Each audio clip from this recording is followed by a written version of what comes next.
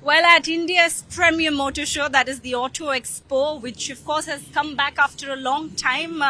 We're looking at a set of launches and global launches, but here I am, in fact, outside and also in conversation with India's one of the top most commercial vehicle manufacturers, that is Ashok Leyland. Joining me today is the Chief Technology Officer, Dr.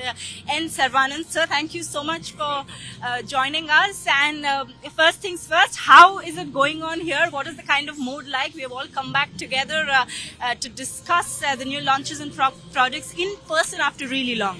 Absolutely, it's been wonderful feeling back to see people physically. It's been painful 2 years, right? I mean, we didn't have Auto Expo, but I think the idea is, but the transition has been very significant from last time.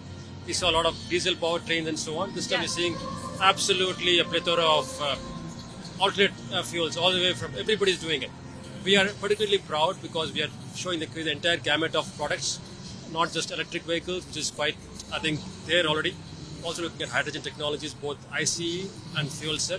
We also have vehicles in terms of CNG and LNG. So we are looking at entire gamut of options, and we are proud to showcase, I think, every possible application in those segments. Great. Thank you very much. You know, it is definitely the era of green revolution that we are hinting at. In fact, I was also going through the products, the 7 major products that you set to unveil during the next 3 days. We are starting with an electric vehicle there. We are going to a CNG. We have a set of hydrogen and LPG products that we are talking about. Tell me a bit about these products, and when do you set to get them on road?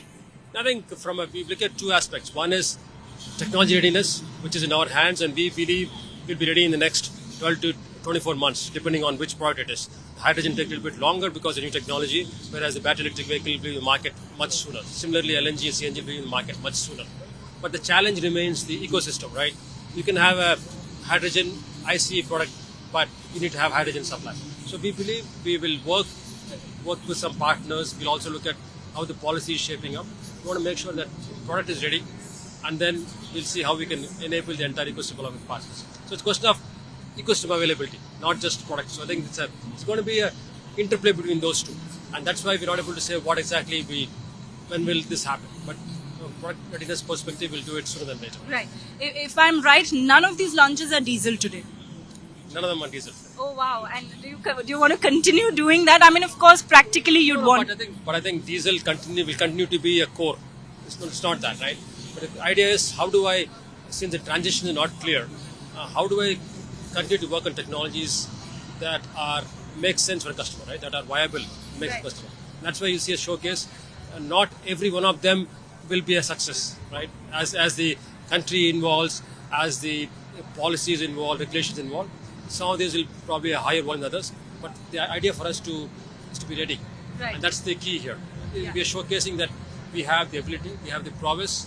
We have technology as a Indian-born OEM to be as good as anybody in the world. And that's what is your focus going to be when it comes to the investment perspective?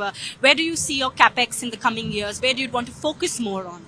I think what will happen is, rather than talk about how much capex, you'll start seeing some tapering of capex in diesel, simultaneously increase of capex for alternate fuels. And there'll be also some shift in terms of absolute numbers. We'll have to increase because we have to work on multiple technologies. I think we do see tapering off on a little bit in diesel, gradually of course, but then at the same time that will be invested more in alternate fuels. Right.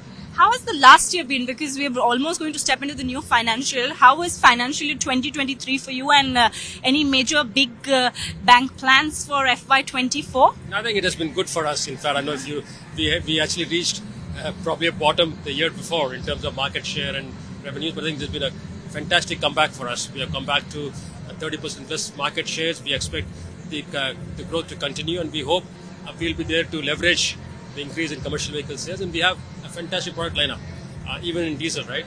And I think we are seeing the strength of that in the revenues and the market share, and hopefully it'll continue next year.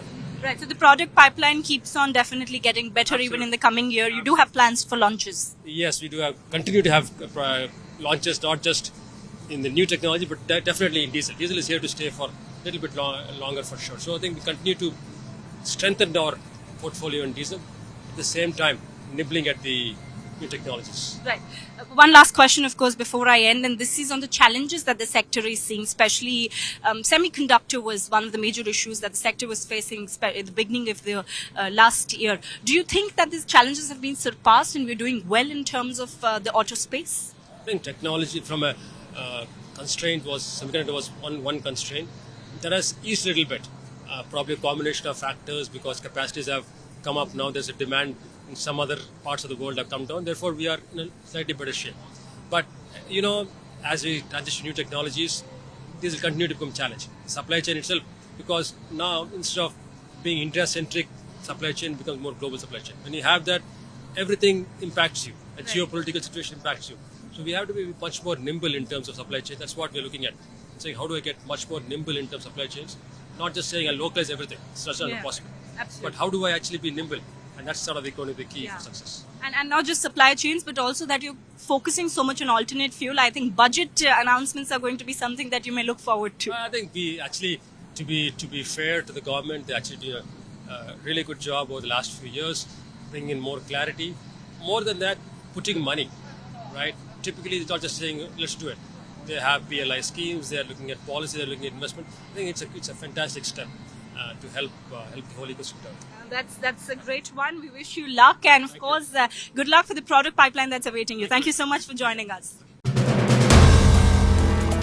If you like the video, do like, comment, share and subscribe.